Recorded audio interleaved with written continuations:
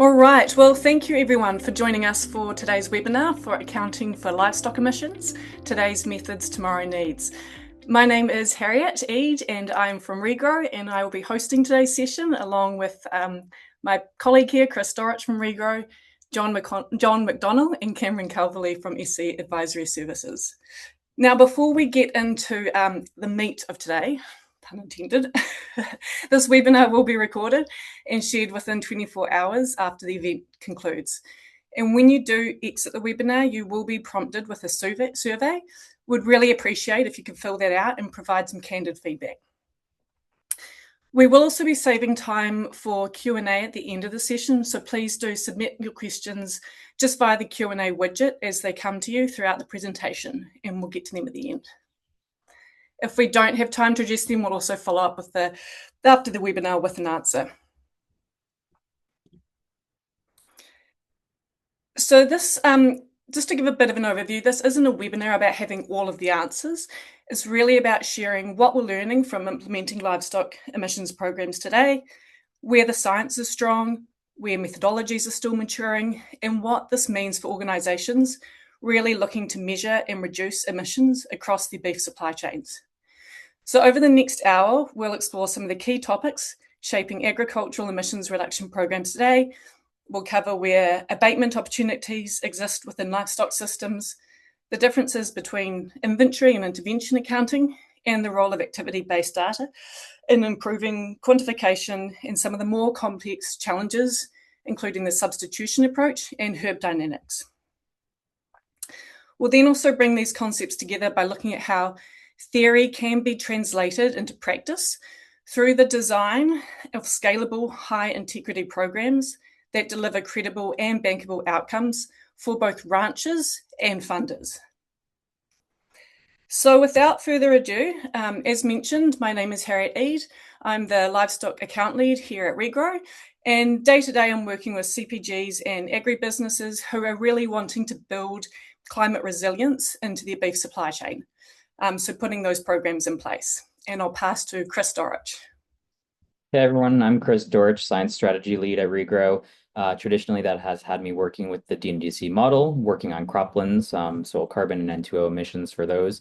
Lately and more, working on these livestock system emissions and working with enteric here. I do have a background having done enteric studies myself with my master's, so it's been fun to get back to livestock stuff. I'll pass it over to you, John. Thanks, Chris. My name is John McDonnell. I'm a senior sustainability consultant with Schneider Electric Advisory Services, and I help co-lead our forest, land, and agriculture, GHG accounting, and emissions reduction strategy practice. Pass it over to Cameron. Hi, all. My name is Cameron Calverley. I'm also with SE Advisory Services, and I serve as our North America Service Line Lead for Forest, Land, and Agriculture, abbreviated to FLAG. So mostly I work with companies on calculating their land and ag footprints, as well as strategizing on targets and decarbonization. And I also lead on interpreting and translating any new FLAG-related industry guidance or standards. Happy to be here. Back to you, Harriet. Very good, thank you. And so for those of you who aren't too familiar with Regrow, just to give a bit of a glance at what Regrow does, we work with CPGs and agribusinesses who are really wanting to understand the emissions in their supply chain and also build programs to reduce those emissions. So currently in our programs, we've got over 1.7 billion acres continuously monitored, 7.4 million acres currently in the programs. We've got 1.4 million projected tonnes of CO2 abatement and initiated $52 million of grower payments, which is really exciting to have those incentives actually being paid out to the farmers too.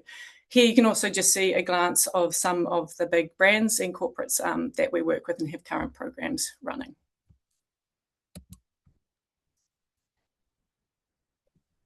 And I will cover on SE Advisory. If you don't know our brand, we are a global sustainability and energy consultancy, cover a wide range of services, but I've included the most relevant to today's conversation on the right here, which would be our work with companies on Scope 1 through 3 greenhouse gas accounting, SBTI-aligned target setting, decarbonization strategy, as well as carbon offset advisory and purchasing. We've also been at the forefront of many of the large corporate supply chain decarbonization programs, and all of these services also enable us to help our clients with their voluntary and regulatory climate reporting.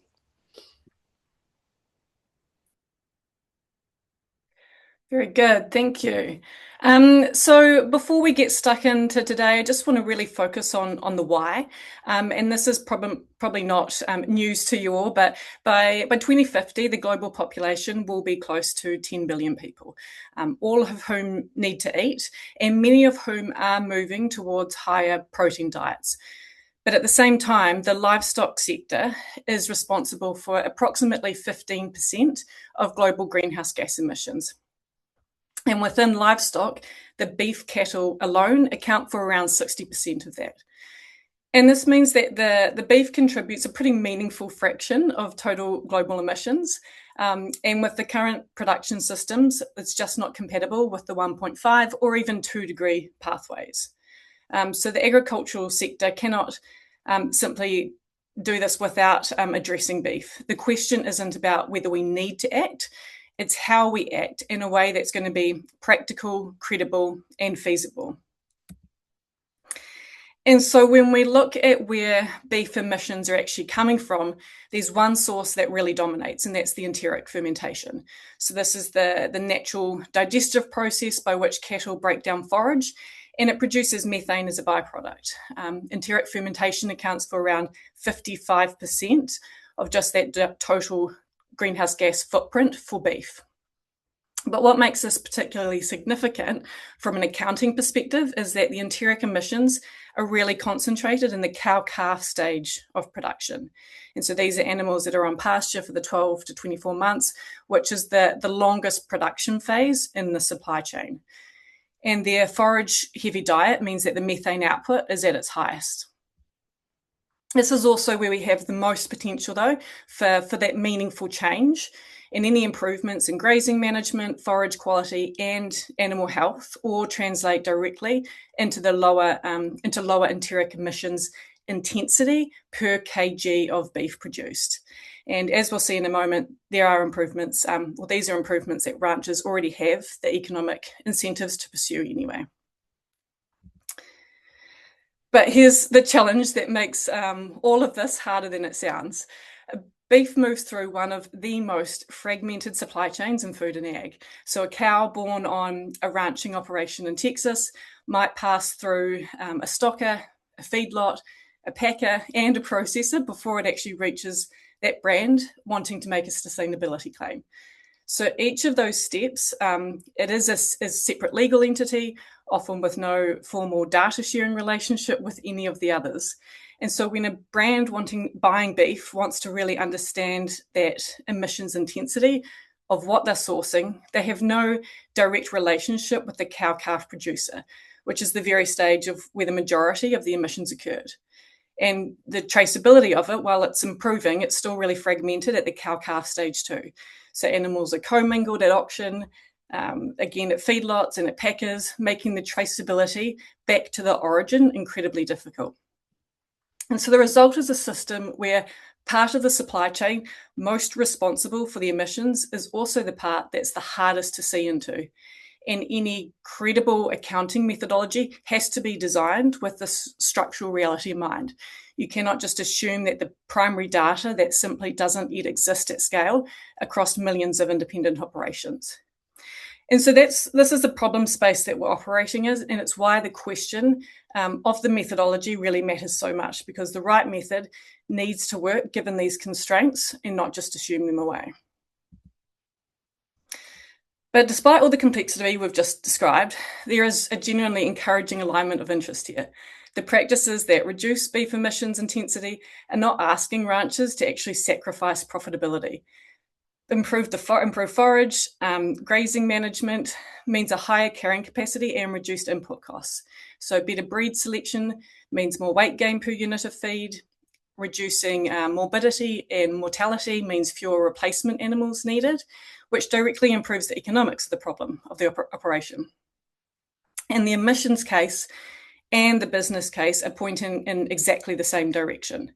And that's not always true in a lot of this climate works, but when it is, it matters enormously for scalability. And you're not fighting the incentive structure, you're actually working with it.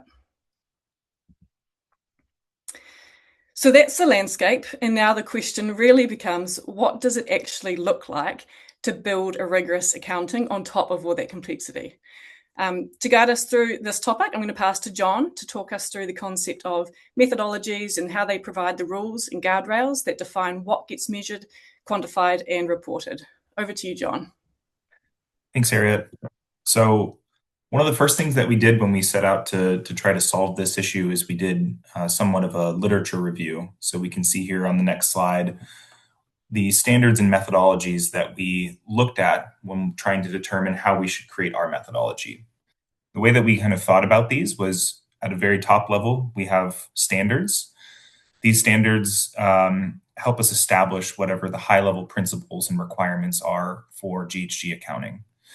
We also had sector-specific guidance, which in certain cases looked at certain sectors as high level as livestock. Some addressed specific subsectors like dairy, for example, looking here at the IDF guidance. And these were really well suited to answer some of those niche questions that the high level standards couldn't answer for us. And then we also considered any government regulations, knowing that some reporting schemes are already mandatory and have set forth rules and guardrails. We wanted to make sure that those were taken into consideration when we designed our methodology. Some of the things that we noticed when we did this, this literature review is, first of all, there's a lot of fragmentation happening across some of the standards and guidance. Some are really fit for purpose for intervention accounting, but maybe don't consider inventory accounting. The same problem is true for inventory accounting Bache's approach that don't reflect interventions. And certain sectors were well covered, but we found that the beef sector in particular was lacking some universally accepted standards. Furthermore, we found that a lot of these standards were not pragmatic when put into use. So they gave really great guidance on what sort of data needed to be collected, but when it came to the on-the-ground reality of what's realistic for us to collect and what happens if we're not able to collect tier 2 or tier 3 information for the farmers and ranchers that we work with, how can we substitute that to come up with something that is still an emissions factor that can be transacted up and down the value chain?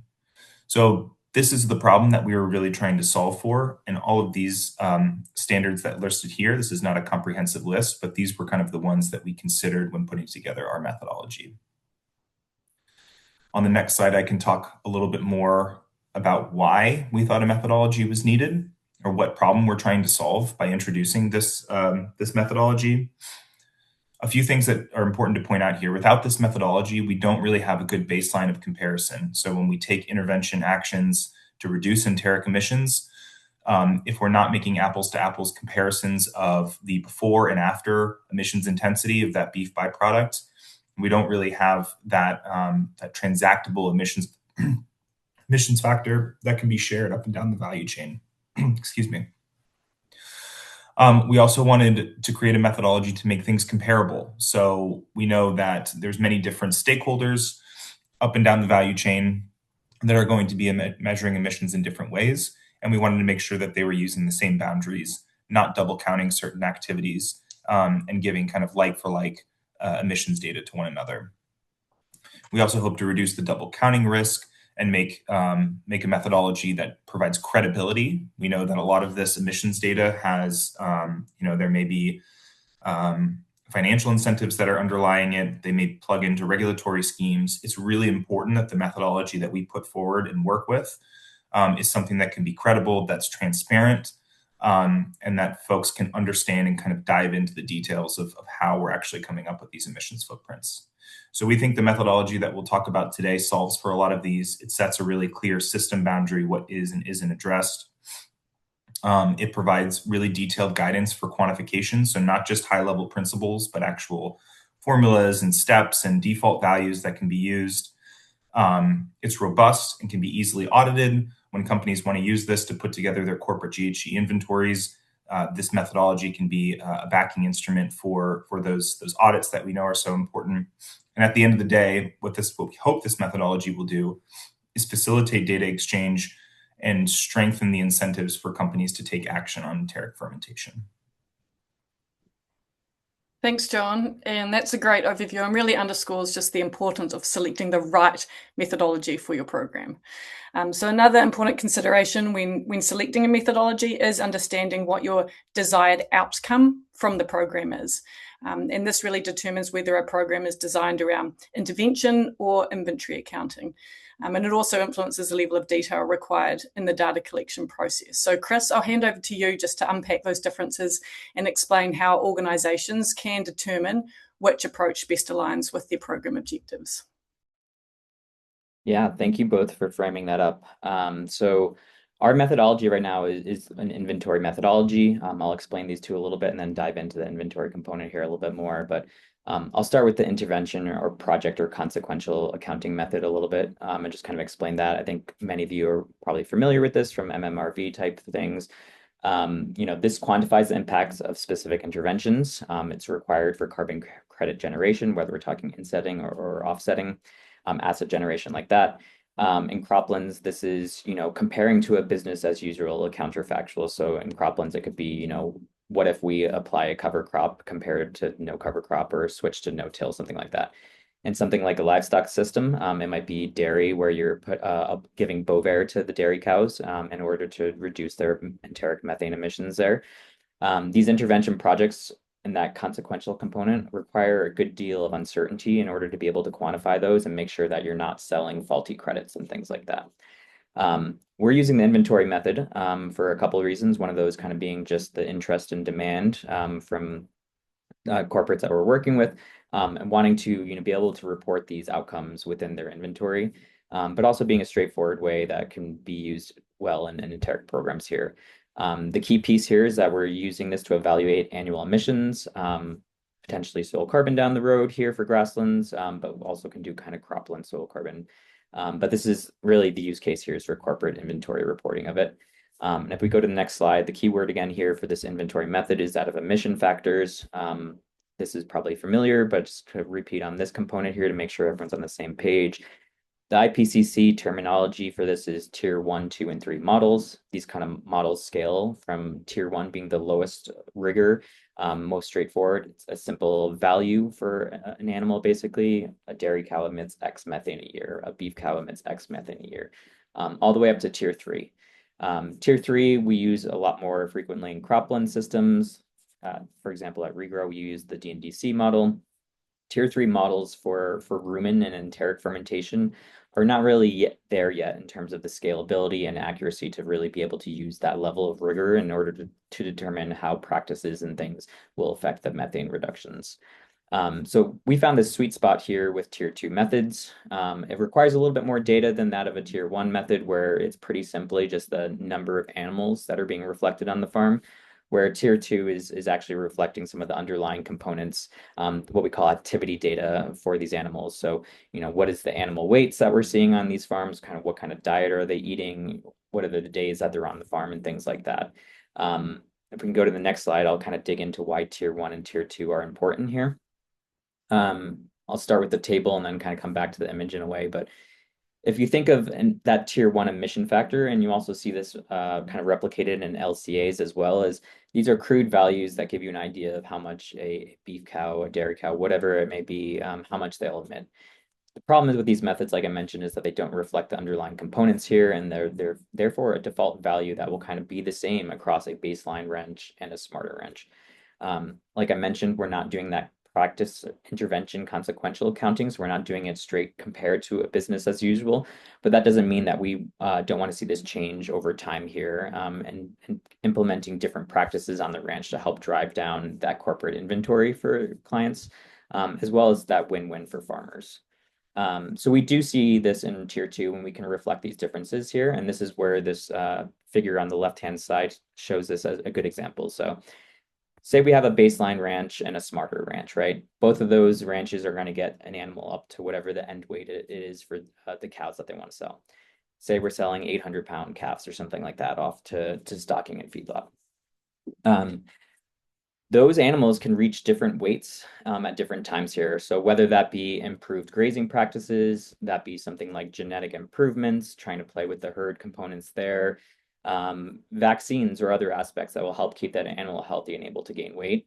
The goal here is that we want to be able to get to that animal up to weight faster, so they're not emitting emissions every single day that they're alive. So that's kind of the idea here, is that we can actually reflect this with these tier 2 equations with that activity data, see that we're driving down emissions here across it, and not just reflect it with that tier 1 or a generic LCA approach where we won't see these variations.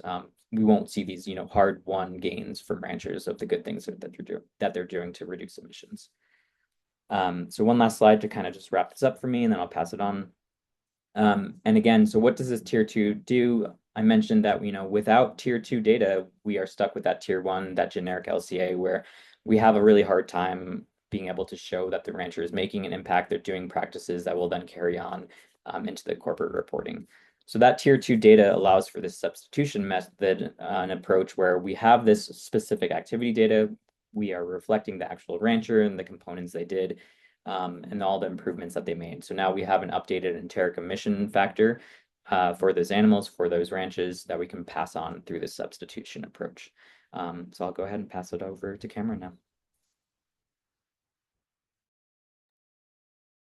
Perfect. Thanks, Chris.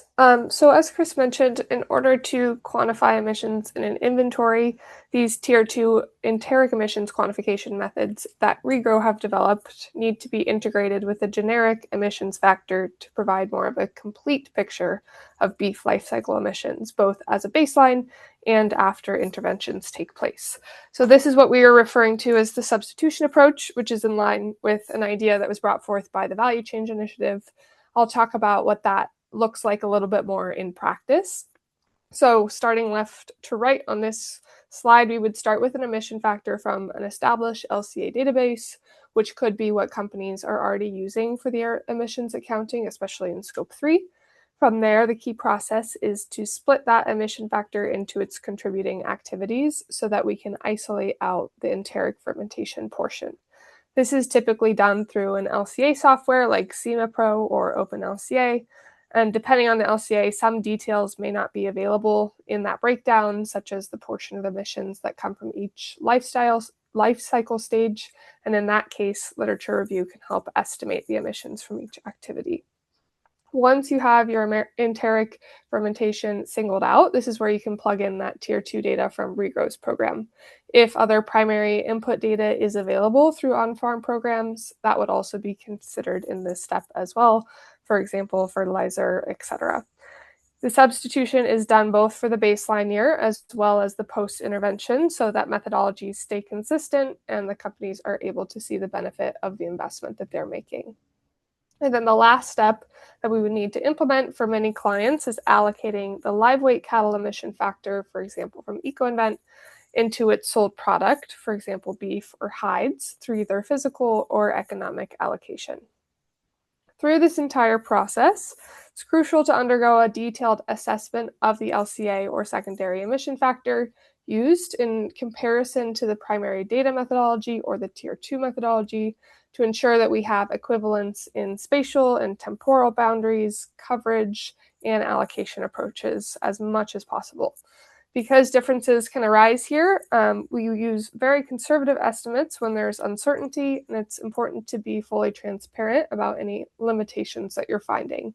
All of this is well covered in the detail of the methodology that we've created.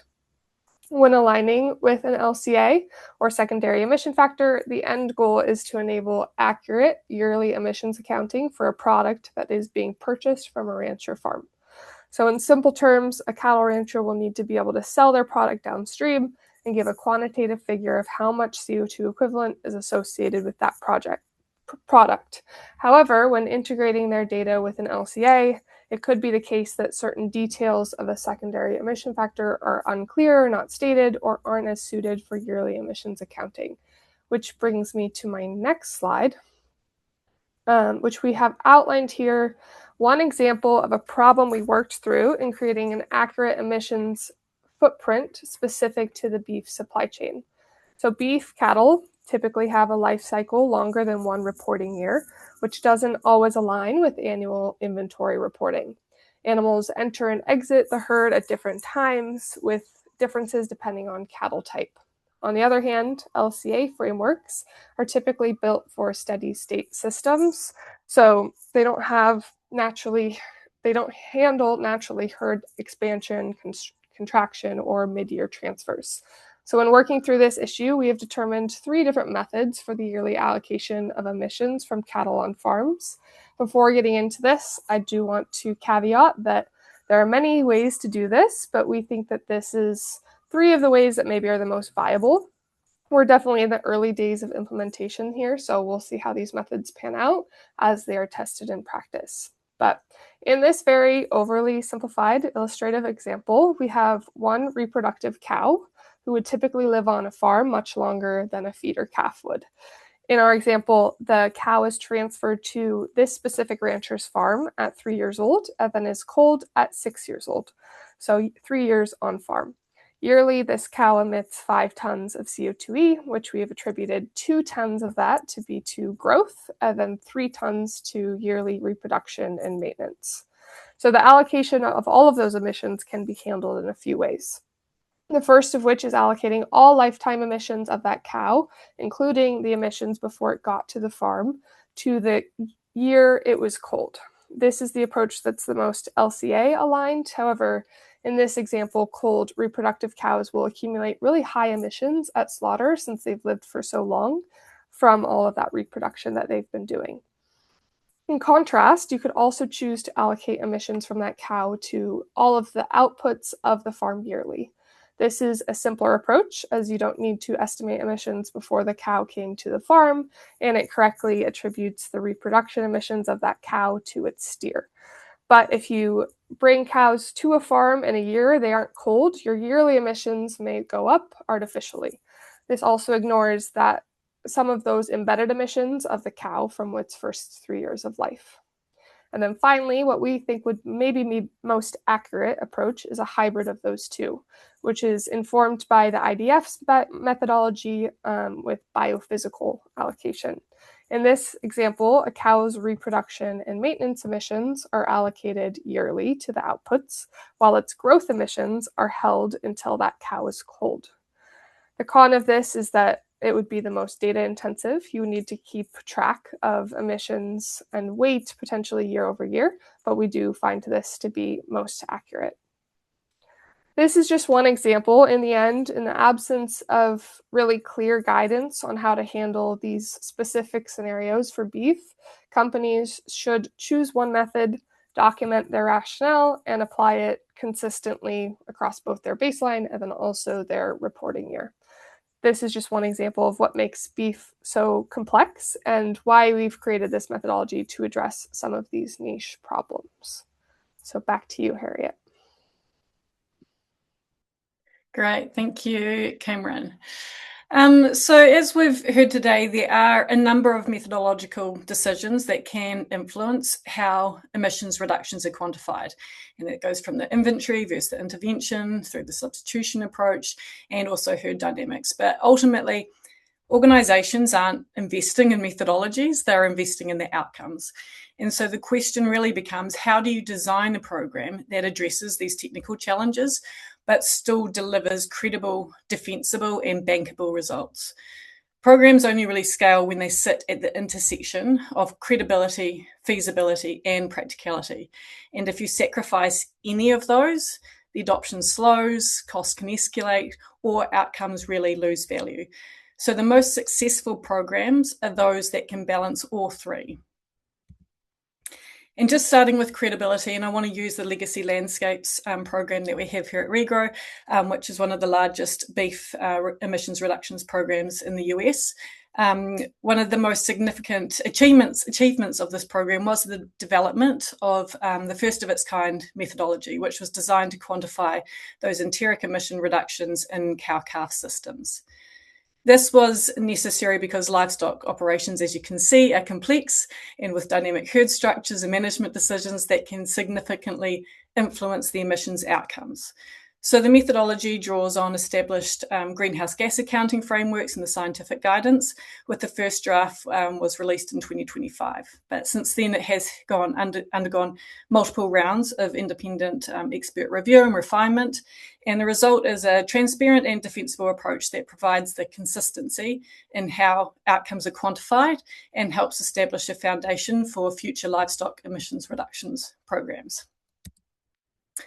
And while the credibility was achieved through the methodology, the feasibility and practicality were achieved through partnership. And so from day one with the Legacy Landscapes program, it was designed as a collaboration between organisations with complementary strengths. So we had Nat GLC, who brought the deep rancher relationships and technical assistance capabilities.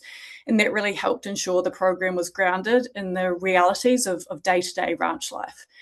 And AgriWeb, they provided the technology platform. So this enabled efficient data collection, enrolment, and just the ability to scale. Now, here at Regrow, we obviously contributed the carbon project development, quantification and measurement expertise, which is really needed to generate those robust outcomes. Together, this partnership allowed us to design a program that wasn't just scientifically rigorous, but also practical to implement. And the result is a producer-centric program that really minimises the admin burden. It can leverage the technology to support the scalability, but it can still remain flexible across the different grazing systems. And it maintains the robust measurement that's still needed to deliver trusted outcomes.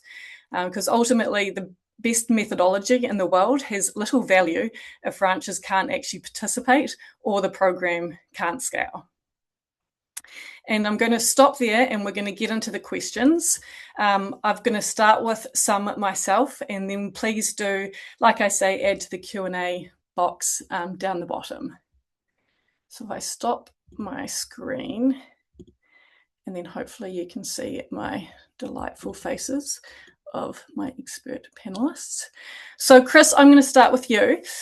Beyond enteric fermentation, which life cycle stage do you think is most underestimated in beef accounting today?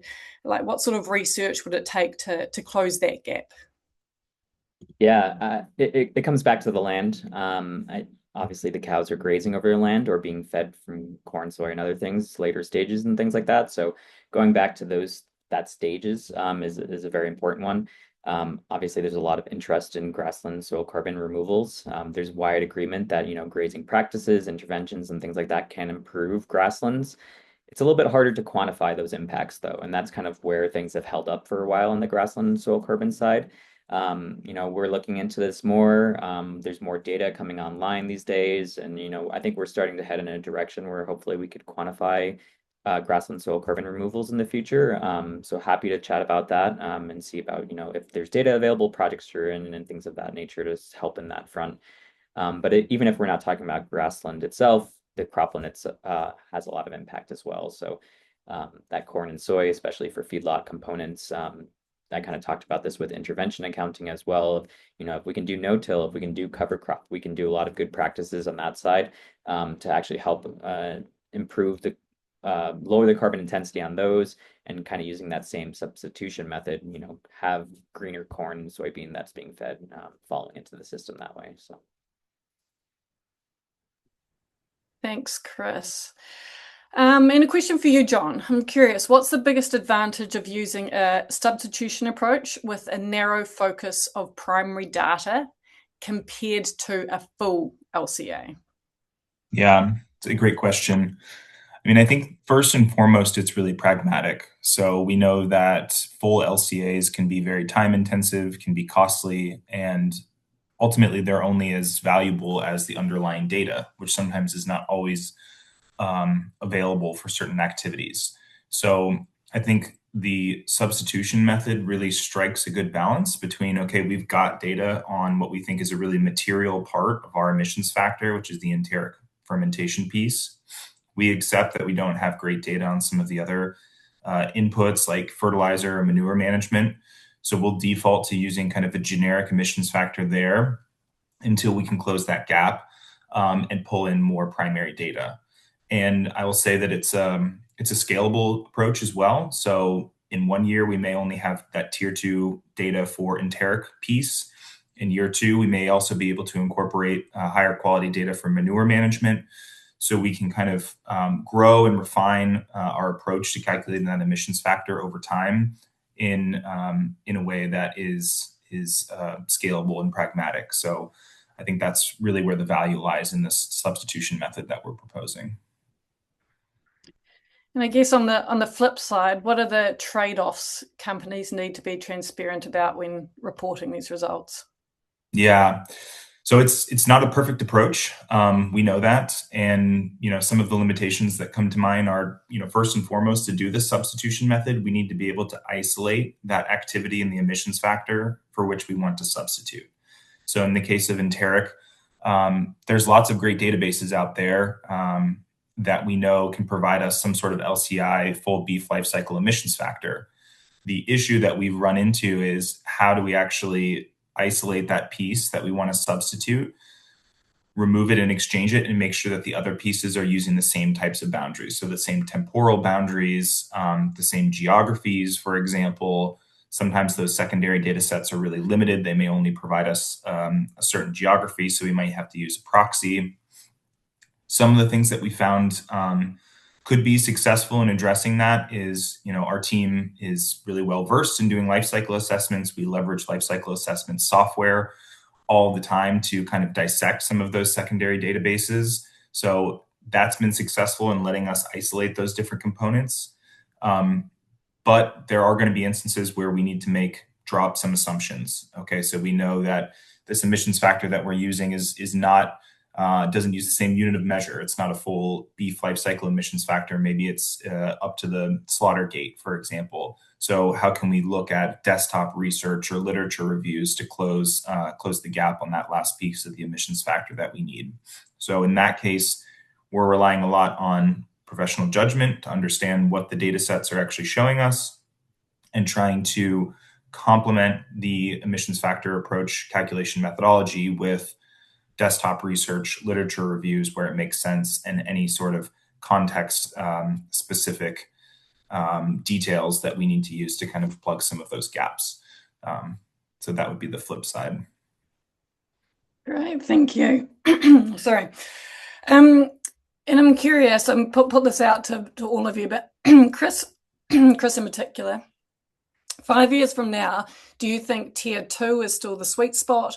Or does tier 3 become accessible enough that the industry moves past activity-based approaches entirely? And I can kind of see this even with just knowing from the rancher's standpoint, there's going to be improvements in technology and data availability for ranchers themselves. And I think that's also a crucial part of when designing these programs and the partners that we've got.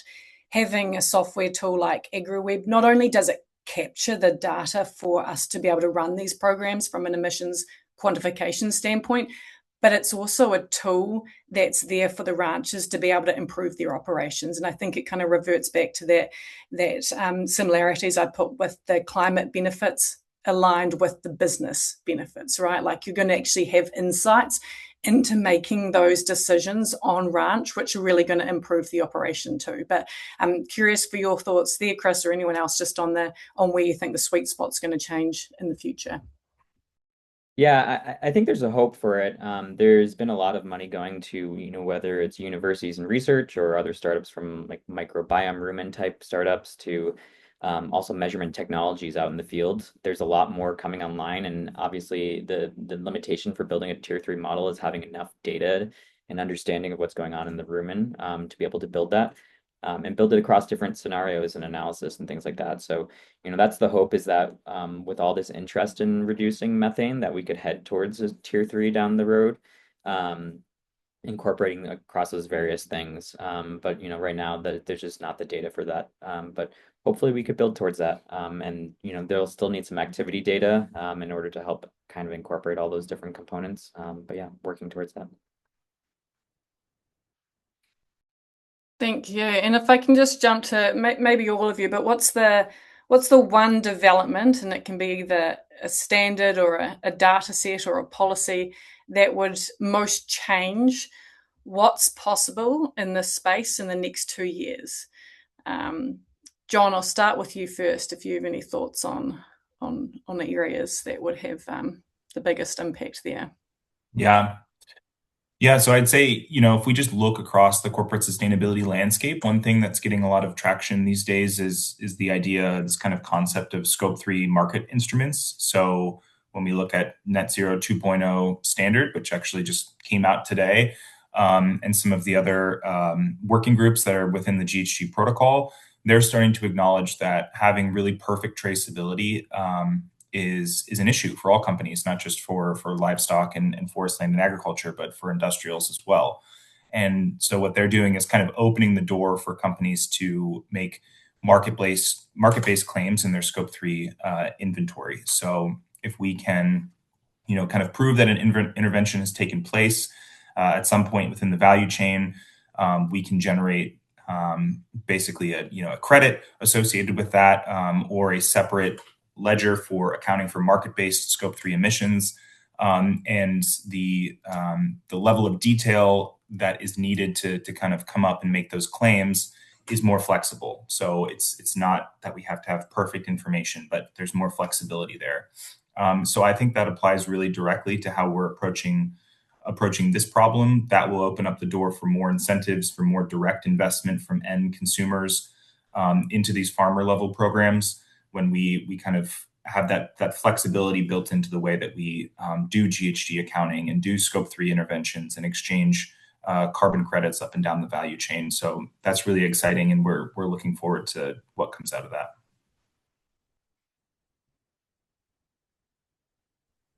Cameron, do you have anything to add on your end? Yeah, I think John's is a really good one. I might add something around better data and methodologies specific to beef. I think it's a really tough supply chain to handle, as many in the audience probably know. And there's not great data out there right now. When we are using secondary emission factors, a lot of that data is coming from halfway across the world that is not related to our operations at all. So having better secondary data is a great place to start there, in improving accuracy for those areas that you're maybe not getting that tier 2 or primary data for yet. And I would say on that same point, methodologies that are very clear about how to account for those emissions when you are getting to that tier 2 data would be helpful, so that companies can be calculating in the same way and comparing apples to apples when they go to different suppliers, different programs from where they're purchasing their beef. Very good, thank you. And Chris, I'd love to hear from you. What's one development, a standard, a data set, or a policy that would most change what's possible in this space in the next 2 years? Maybe it might be further out than 2 years, but I mean, I'm very interested in the soil carbon component still. I think there's a lot to be gained from that, and still a lot of interest. And I think the soil carbon can act as a lever too, and in a way to help bring more interest into these programs. The soil carbon removal piece in particular has always been of interest, but without that data and driving that, that'll be very valuable. I think, CRCF and other things out of the EU as well will help kind of drive more interest and also clarity and pushing towards like how to report these emissions. So that's kind of another lever. Great, thank you. Now I'm going to jump to some of the questions from the floor, as much as I would love to pick their brains for as long as possible. But please do keep adding your questions to the chat. So we've got one from Maya here, or a couple from Maya. But when our generic beef carbon data is organised by contributing category versus supply chain phase, how do recommending scoping the scale of investment, i.e. number of cattle at the ranch, when we have visibility into the amount of beef co-products we purchase? So in this case, we don't yet have primary or tier 2 data on the pre-intervention ranch EF, usually exchanged post-project contracting. And then building on that, when the generic beef carbon data is organised by contributing category versus supply chain phase, how do you recommend scoping the scale of investment at the ranch when we have visibility into as the amount of beef co-products we purchase? So in this case, we don't yet have primary or tier 2 data on the pre-intervention ranch EF, usually is exchanged post-project contracting. Cam, do you want to take this one? Yeah, I can start here. And John, feel free to jump in if you have anything to add. I think there's a couple different pieces to this. When we're dealing with inventory accounting, all of the interventions that you are accounting for need to be directly tied to the commodity that you're purchasing. So I would say, in answer to your second question, determining how much investment to make specifically for an inventory where it stands right now would be really related to how much beef you are purchasing, and how much investment would get you that much beef. When it comes to traceability, if you just know how much beef you're purchasing, the current LSRS standard moves back to mass balance traceability. So knowing at least the supply shed that you're purchasing from and being able to account for that from the supply shed and knowing your right to report. So making sure that if you're getting those emission reductions from that farm, then that's not going to another company that's also purchasing from that same farm. As John mentioned, this is a rapidly evolving field. With the Net Zero 2.0, with greenhouse gas protocols upcoming, action and markets instruments guidance, it's possible that these interventions can be accounted for in different ways, which I think is really stemming from demand from companies. I've heard from multiple companies where that inventory accounting is really just not feasible for them. They can't make the dollar investment for the small portion of beef that they're purchasing worth it to actually invest in that farm. So some companies are taking a different approach of choosing to invest a certain amount, even if it's not directly tied fully traceable to their supply chain, and more communication around how much they're investing instead of just what's the inventory reduction that they're contributing to. Any other thoughts, John and Chris? I think you summed it up really well, Cam. So I don't have much else to add. I just want to double click on this point of right to report, because I think, there are probably going to be instances where a beef producer is not a single source supplier for some of the downstream value chain actors that they're working with. And this introduces some really interesting questions on, okay, if we make an investment into a low carbon intervention at the ranch level, who gets to take credit for that? And I think it's really easy for us to draw some parallels between that and some other market-based GHG accounting mechanisms that exist today. I'm thinking namely of how we account for renewable energy purchases.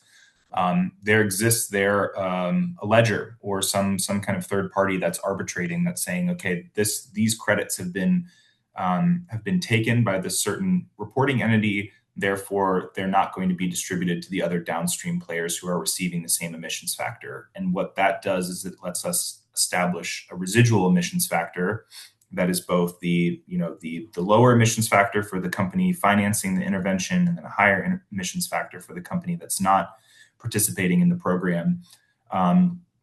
That's kind of the ideal state that we want to end up, but that takes a lot of coordination between groups, someone to manage that ledger, someone to kind of arbitrate that situation. So I'm hoping that through some of these programs that we're setting up today with Regrow, that we can kind of get to that level of data tracking. But that right to report issue is going to be something to keep an eye out on. And I think this moves quite nicely into Rich's question here, which is, as you mentioned at the beginning of the presentation, this is quite a fragmented supply chain. Who do you see as the stakeholders that will engage closest with this methodology and platform? Is it the farmer or the end brand, or do you see much engagement with those folks in the middle? And just from what I've seen from working in a lot of these programs, the pressure is coming on the brands, to be honest. I mean, it's also on the farmers, but the brands are the ones that are having to report on this and declare their targets and how they're progressing, et cetera, et cetera. But I do see it as a huge opportunity, even though you've got such a fragmented supply chain. when you're developing these programs at scale, it doesn't have to be siloed. You don't have to do this yourself. And so actually it also makes it far more cost effective if you can bring in those partners, so the packer, the processor, the brand, all together and co-invest in these programs. You're still getting those, you can still report those achievements together, even though it's all passing through that one supply chain. And the same with on the farmer end or the rancher end, when you've actually got the technology there that can be used across the cow-calf stocker and feedlot stage, the more you can trace that through is going to be able to make the claimability easier too. So I think it's actually quite an exciting opportunity when you can work with these different business operations in each part of the supply chain. Chris, do you have anything you want to add, or any of the other panelists? No, I think that covers it well, yeah. Very good. I'm going to just jump to some other questions here. Do you think you can achieve long-term trust and transparency in emissions reductions without the inclusion of actual on-farm data? And then adding to this, how is maintaining trust across ranches as breeding is increasing used to reduce emissions? Cameron, do you want to jump in on this one? Yeah, I can talk a little bit about trust and transparency. I think John covered part of the big point of it well, as far as creating systems of ensuring that emission reductions are only tracked once, they're not turned into offsets and also used as emission reductions in the value chain. That would all be through really clear documentation of right to report. When it comes to actual emission reductions, I would also say scope 1 data or primary data, tier 2 data could also be verified by a third party. And in that case, you're increasing the amount of transparency that the ranchers have to provide in requiring that to be put in place. On the rancher though, Harriet, I might defer back to you with more experience actually on the ground there. Yeah, no, it's interesting. And I think also being a farmer, or I can say rancher, but farmer myself, I think people are very, they are quite private with this data as well. And so they're not willing to give up everything so everyone can have a close look into their operation. But a lot of the programs that we run, it is anonymized in that sense. And so what's actually being fed into the emissions quantification isn't going to be drawn directly back. So we definitely have strong data sharing privacy agreements in place. But generally, they're happy to share the data if there's going to be the incentive there too. And so I think if it's going to stack up, there's no reason why a rancher wouldn't get involved in these programs if they're not going to be seeing the benefits there at the other side.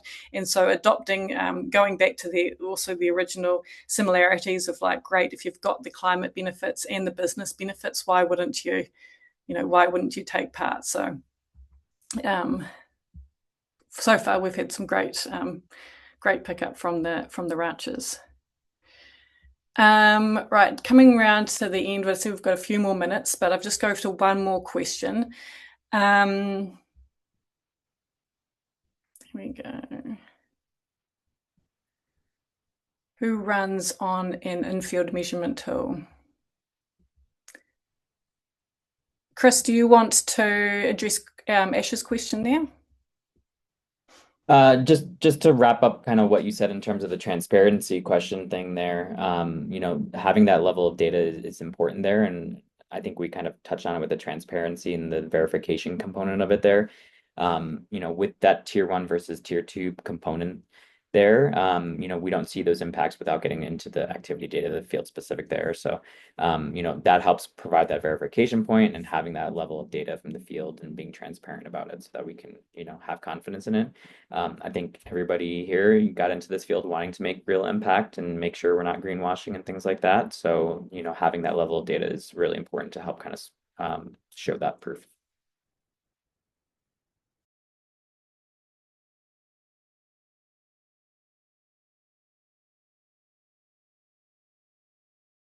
Right, I'm just going to go back into, there we go. Thank you all. Thank you, panelists, and thank you everyone for the questions. I can see there's a few more, but I'm conscious of everyone's time also. So we'll bring it to a wrap today, but thank you everyone for joining today's session.